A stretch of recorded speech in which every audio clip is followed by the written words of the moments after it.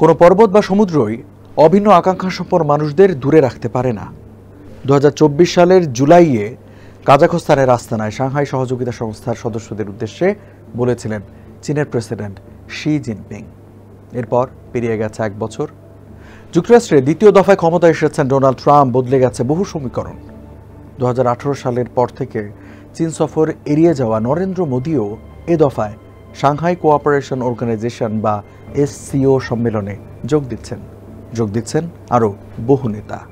এই সম্মেলন থেকে আসা গুরুত্বপূর্ণ কিছু সিদ্ধান্ত পাল্টে দিতে পারে বিশ্ব রাজনীতির গতিপথ। SCO সম্মেলনের খুঁটিনাটি জানাবো আল জাজিরার প্রতিবেদনের আলোকে। আপনাদের সঙ্গে আছে আমি রঞ্জিত শেখার।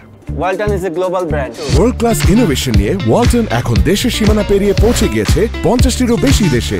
ওয়ালটন, ঘরে ঘরে বিশ্বজুড়ে। স্নায়ুযুদ্ধ এবং সোভিয়েত ইউনিয়নের পতনের পর সীমান্ত বিরোধ নিষ্পত্তির উদ্দেশ্যে চীন, রাশিয়া, কাজাখস্তান, কিরগিজস্তান ও তাজিকিস্তান মিলে সাংহাই 5 নামে একটি নিরাপত্তা জোট গঠন করে 1996 সালে। 2001 সালে এতে যুক্ত হয় উজবেকিস্তান। জোট পরিণত হয় সাংহাই কোঅপারেশন অর্গানাইজেশন বা SCO-তে। পরবর্তীতে 2017 সালে ভারত ও পাকিস্তান, 2023 সালে ইরান ও 2024 সালে এতে যুক্ত হয় বেলারুশ। সব মিলিয়ে SCO-র সদস্য এখন 10। তবে বর্তমানে এই সংগঠনের অধীনে রয়েছে বিশ্বের মোট 43% মানুষ। নিয়ন্ত্রণ করছে বিশ্ব অর্থনীতির 23%। ফলে SCO এখন কেবল আঞ্চলিক নয়, বরং বিশ্ব রাজনীতিতেও একটি বড় নীতি নির্ধারক। চীনের উত্তরাঞ্চলের শহর তিয়ানজিনে আগামী 31 আগস্ট থেকে 1 সেপ্টেম্বর পর্যন্ত চলবে এই শীর্ষ সম্মেলন। 20টিরও বেশি রাষ্ট্রপ্রধান ও 10টি আন্তর্জাতিক সংস্থার প্রধানদের এই সম্মেলনে থাকার কথা রয়েছে। এর মধ্যে জোটের সদস্যদের মধ্যে থাকতে পারেন ভারতের প্রধানমন্ত্রী নরেন্দ্র মোদী, রুশ প্রেসিডেন্ট ভ্লাদিমির পুতিন, ইরানের প্রেসিডেন্ট মাসুদ পেজিশকিয়ান, পাকিস্তানের প্রধানমন্ত্রী শেহবাজ শরীফ, বেলারুশের প্রেসিডেন্ট আলেকজান্ডার লুকাশেঙ্কো, কাজাখস্তানের প্রেসিডেন্ট কাশিম জমার্ট টোকায়েভ, উজবেকিস্তানের president Shavkat Mirziyoyev, Kyrgyz president Sadyr Japarov ও তাজিক প্রেসিডেন্ট এমোমালি রহমানের। এই আন্তঃসরকারি সংস্থার বাইরে থেকে এই শীর্ষ সম্মেলনে যোগ দিচ্ছেন তুরস্কের প্রেসিডেন্ট রিসেপ তাইয়েপ এরদোয়ান, মিয়ানমারের সামরিক প্রধান মিন অং হ্লাই, নেপালের প্রধানমন্ত্রী কেপি শর্মা ওলি, ইন্দোনেশিয়ার প্রেসিডেন্ট প্রাবোও সুবিয়ান্তো ও মালয়েশিয়ার প্রধানমন্ত্রী আনোয়ার ইব্রাহিম এবং মালদ্বীপের প্রেসিডেন্ট মোহাম্মদ মুইজু। এছাড়া জাতিসংঘের মহাসচিব অ্যান্তোনিও গুতেরেস এবং দক্ষিণ পূর্ব এশিয়ান নেশনস ASEAN এর মহাসচিব কাও কিম হোর্ন ও এই শীর্ষ সম্মেলনে যোগ দেবেন।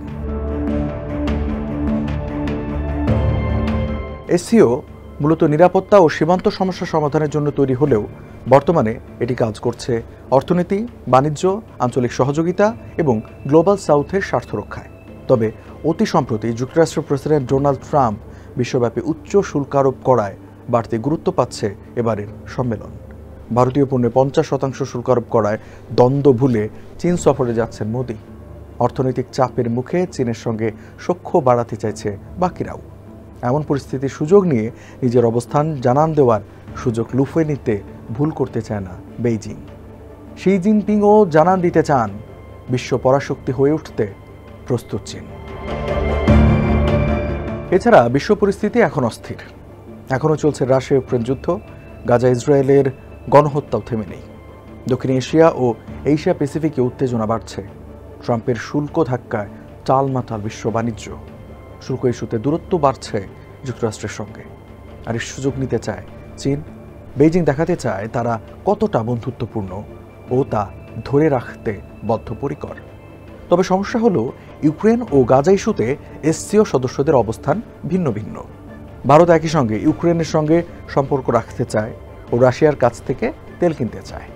অন্যদিকে গাজা ইসরায়েলের বর্বরতা ও ইরানের সামরিক আক্রমণের যখন নিন্দা জানিয়েছে SCO, তখন ইসরায়েলের সঙ্গে সম্পর্ক দৃঢ় করার কথা জানিয়েছে দিল্লি, যা এ জোটকে করেছে বিভক্ত। তাছাড়া সম্প্রতি এই জোটের মধ্যে থেকে যুদ্ধে জড়িয়েছে ভারত পাকিস্তান। এসব ইস্যু এবার শীর্ষ সম্মেলনে বাড়তি গুরুত্ব পাবে বলেই ধারণা বিশ্লেষকদের।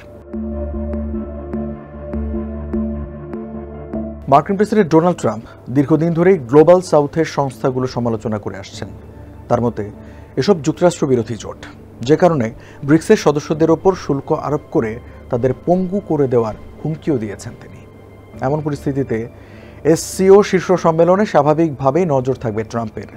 তাছাড়া এই সম্মেলনের পর চলতি বছরের শেষে কোয়াড শীর্ষ সম্মেলন আয়োজন করতে যাচ্ছে ভারত, যা কিনা চীনের বৈশ্বিক প্রভাব মোকাবিলা করায় 2007 সালে জাপান, অস্ট্রেলিয়া ও যুক্তরাষ্ট্রকে নিয়ে গঠিত হয়েছিল। তাই এসসিও শীর্ষ সম্মেলনে কি আলোচনা হয় তার ভিত্তিতে কোয়াড সম্মেলনের এজেন্ডাও ঠিক করা হতে পারে। তবে সমস্যা হলো, মোদির সঙ্গে সম্প্রতি দূরত্ব বেড়েছে ট্রাম্পের। শুল্ক ইস্যুতে যুক্তরাষ্ট্র ভারত সম্পর্ক এখন তলানিতে। ফলে শির সঙ্গে বিরোধ মিটিয়ে ফেলতে চাইছেন মোদি, যা কিনা আবার ট্রাম্পের মাথা ব্যথার কারণ। কেননা চীনকে ঠেকাতে এই অঞ্চলে যুক্তরাষ্ট্রের অন্যতম হাতিয়ার ভারত। তাই এই সম্পর্ক মচকালেও কখনোই একেবারে ভেঙে যাবে না বলেই মনে করেন অনেক বিশ্লেষক। তাই এসসিও সম্মেলন শেষে শুল্ক ইস্যু সামাল দেওয়া ও কোয়াড শীর্ষ সম্মেলন কিভাবে আয়োজন করেন মোদি, সেটি দেখা বেশ আকর্ষণীয়ই হতে যাচ্ছে। নানা ইস্যুতে এসসিও সদস্যদের মধ্যে বিরোধ থাকায় শেষ পর্যন্ত এই সম্মেলনে কোনো সিদ্ধান্ত না আসলেও চীনের জন্য এটি একটি বড় কূটনৈতিক মঞ্চ, যেখানে বিশ্ব বার্তা পাবে বৈশ্বিক নেতৃত্ব দিতে প্রস্তুত চীন।